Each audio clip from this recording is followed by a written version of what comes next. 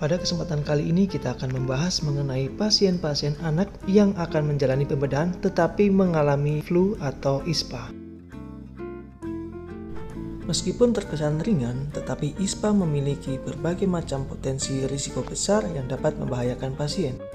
Risiko perioperatif yang dapat terjadi diantaranya adalah atelektasis, laryngospasme, bronkospasme, breath holding atau si anak tidak mau bernafas, desaturasi, pneumonia bakteri, maupun perawatan di rumah sakit yang tidak terencana.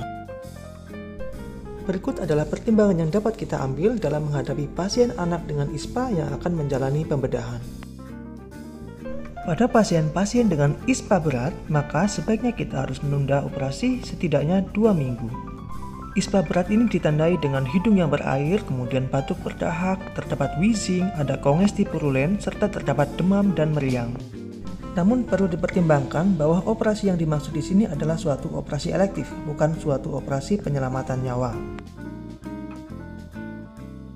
Sementara itu, pada kasus ISPA moderate, kita harus menentukan risiko dan benefit untuk menentukan apakah kita dapat melakukan operasi atau tidak.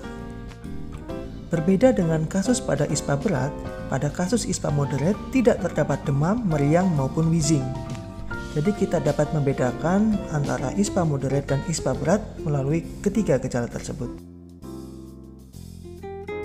Risiko dan benefit ini terutama berkaitan dengan apakah penundaan operasi akan memungkinkan untuk dilakukan atau tidak. Pada beberapa anak, justru apabila dia tidak dioperasi maka ISPA-nya tidak akan sembuh, atau memang akan senantiasa terus berulang.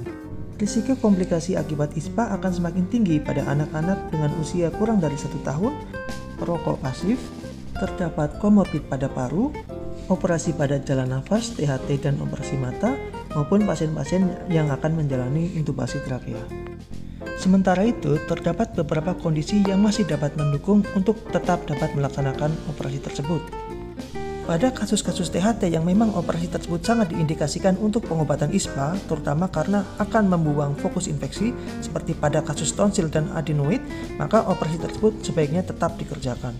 Selain itu, apabila memang rumah sakit memiliki tim yang sudah terbiasa untuk menangani pasien-pasien anak, tentu hal ini dapat menjadi keuntungan untuk tetap dilakukan tindakan operasi dan pembiusan pada pasien-pasien kategori ini.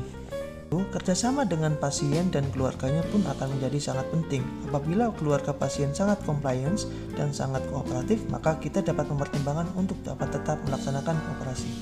Beberapa upaya pencegahan yang dapat kita kerjakan diantaranya adalah pemberian pre-treatment dengan salbutamol, dilanjutkan dengan penyesuaian teknik anestesi seperti menghindari intubasi trakea.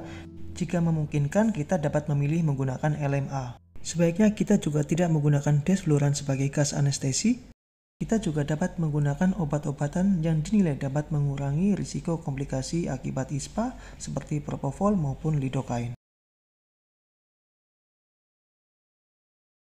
Sementara itu, pada kasus ISPA ringan yang ditandai dengan hidung berair, batuk kering, serta kongesti berair yang minimal, kita masih dapat mempertimbangkan untuk mengerjakan tindakan operasi dan pembiusan pada pasien tersebut.